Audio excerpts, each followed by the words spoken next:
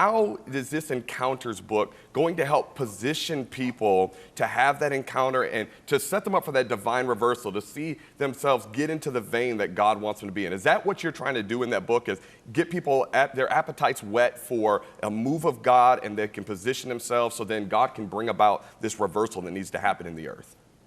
Well, I'm hoping that as people read it, it feels like it's their encounter more than mine.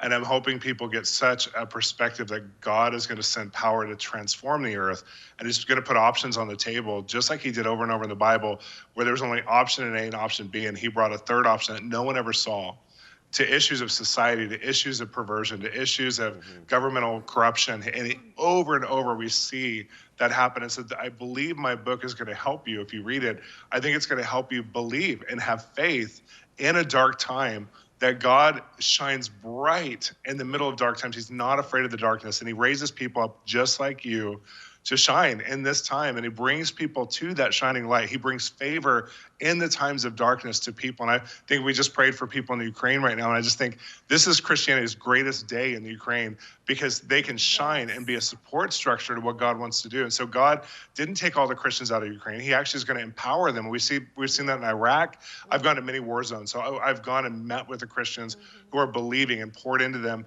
And I've gone to red light districts and places of darkness, and I see authentic Christianity there. Now all of the world is facing a place where we have to have authentic Christianity, and it comes from our perspective and connection to God, not just to our religious understanding of the word, but we have to have the word in a spirit. His spirit is so important right now to know Jesus. And this book, I think, is going to help awaken that place in people. Maybe you had that 10 years ago or 20 years ago, but it's time to be present in your connection with God. So when you're watching Fox News or CNN, or you're watching this, you can process it with revelation, so you're not limited to the perspective of what you're seeing, but you're enhanced by it maybe, and then you go on a journey with God to see fullness.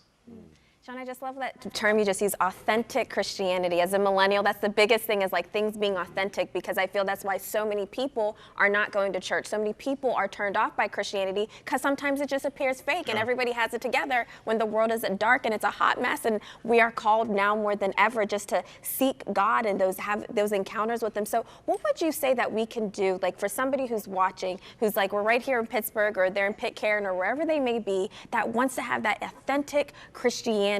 They want to live that out. They want to break free from the religion. What does that look like from the day-to-day, the practical way to walk that out?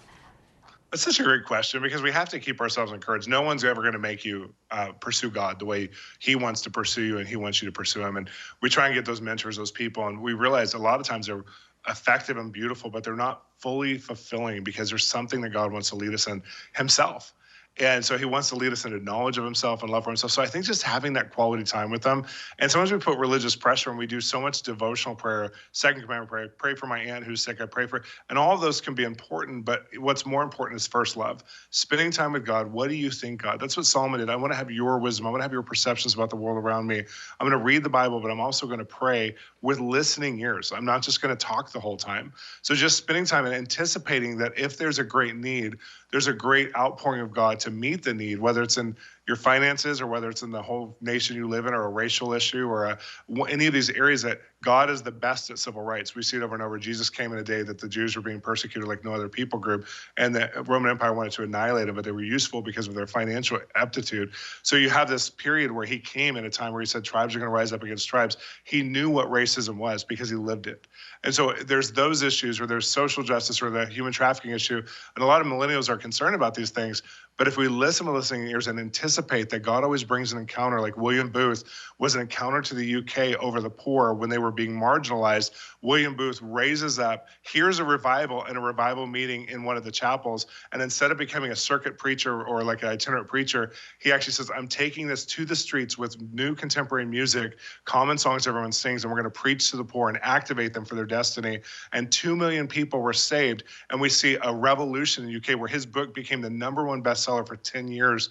And it was all about social justice, but from a kingdom perspective. We're going to see things like that happening because God spoke to him. God's speaking to people right now, but we have to listen and believe that God wants to speak to little me. That's what we have to believe, is I am worthy to hear from God because he built me for it.